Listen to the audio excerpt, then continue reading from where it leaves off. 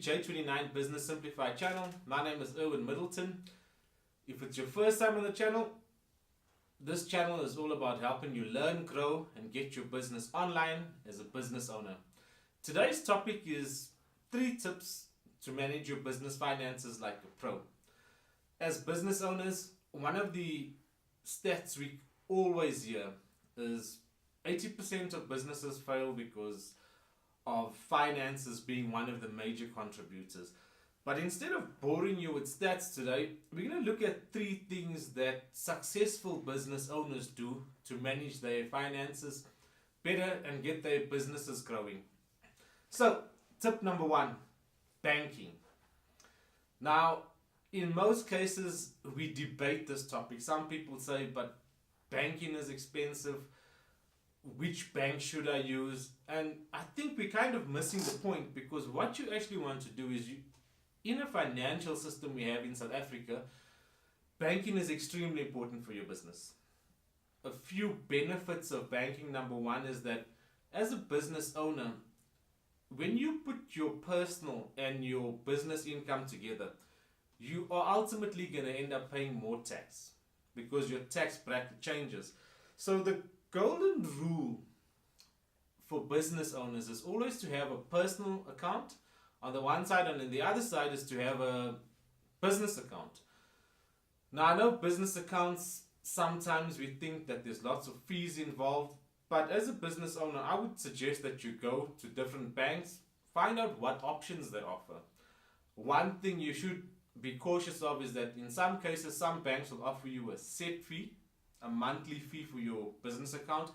Other banks will offer you a monthly fee and then they would add additional fees. So in other words, maybe you'd pay X amount for internet banking, X amount for cell phone banking, X amount for additional services they offer.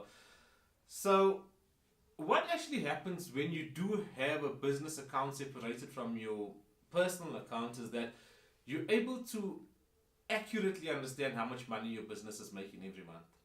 You pay yourself a salary from that business account, and you can understand where is your money going to, what is your monthly expenses, what is your monthly income, without having your personal expenses showing in your business account. So that's tip number 1. In South Africa, it's actually going to be quite interesting to see what will happen when Capitec hits the market with their business accounts. If you're following the news about banking, you'll see that Capitec is in process of starting business banking sometime soon. So let's keep our eyes on that as business owners. Tip number 2, and this is quite an important one: automating your business finances. And when I say automating, I mean, how do you invoice your clients? How do you send out receipts? How do you do quotations? Where is all your business banking information going to? And in my personal opinion, automating this process is probably the best. And in this case, you probably have to use some software. The options you have with software is where the software can link to your bank account and all your transactions are automatically put into this financial record keeping system. And what it does is it saves you a lot of time as a business owner. All your invoices, your receipts, your assets for your business are all recorded. If your bank account is linked to the software you're using, you do not have to draw statements, put them into Excel, import them into the software. It saves you a lot of time. Time that we as business owners need to go out and get new customers. Now, there are so many options out there for software, accounting software, software to manage your business, bookkeeping and invoicing. But if we're thinking about saving money and looking for free options out there, the one that we have found online is called Wave Accounting, and I will put a link in the description of the video. It's free, you can try it out. An alternative is called SlickPie. These business software options give you the ability to do your invoicing, your receipts.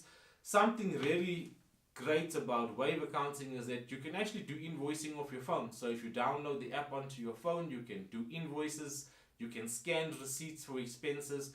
And the reason or the ultimate goal of using software to manage your business finances is to save you money. Because when you go to a bookkeeper or an accountant at some stage to get your business finances processed and to get financial statements, if you rock up at the accountant or bookkeeper with a box full of receipts, you are charged a processing fee because they need to capture all that information onto some kind of system.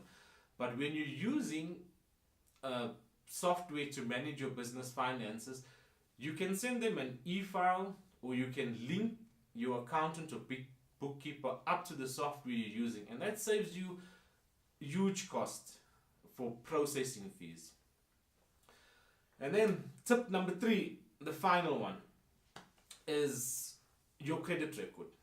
As business owners and having a business and your personal name out in the market with a credit history and a credit record, it's important to make sure that your credit record is clear. Now, in some cases or at some stage, if your business is growing, or when your business is growing, you would go to a bank, or you'd go to a supplier to maybe open up an account, to apply for a business loan, or maybe you need assets for your business that you need to purchase, or a cell phone contract. Any company, financial institution or supplier you're looking to do business with on a credit basis is going to ask you for your bank statements or your financial statements, depending on what you need to do. And if you've got your banking account set up, your bank statements will be requested. If you have your software set up and you have an accountant, you'd have your financial statements. And this makes life so much easier. But the next step is for them to check your credit record. And if you as a business owner, or the members of your business, or the shareholders on your business, do not have a good credit record, and you've got judgments or defaults, or it shows you've got a slow or bad payment record, does not reflect positively on your company, and your finance or your request for an account may be declined. So you can check your credit record, which I recommend you do every year. Your business itself also does have a credit record. I would recommend checking this at least once a year, or every 6 months if you can. And this gives your business and yourself as the member or the shareholder of the business more credibility in the market to apply for finance. The website that you can use will be linked in the description below. I would recommend going on and checking if your business has a clear credit record, and do you have a clear credit record. If not, if there is an issue, sort it out immediately, because it will prevent you from accessing maybe finance that you need in the future to grow your business. And finally, you can have the bank account set up. You can have the software that automates your business. Your credit record can be clear.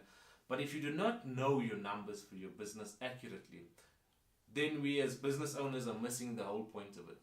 I've had many conversations with business owners, and the business owners have found that actually really are successful with their finances always know their numbers. And by knowing the numbers, I'm referring to knowing exactly how much is in your bank account.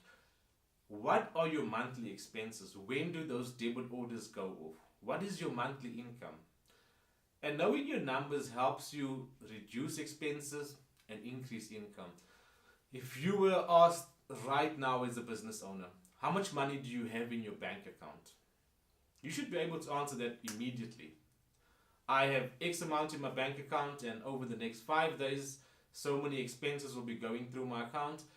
And my income plan for this month, or my projected income that I'm getting from clients, is 20,000, 5,000, 10,000, 1,000. Knowing your numbers is extremely important, because that helps you budget for your business every month.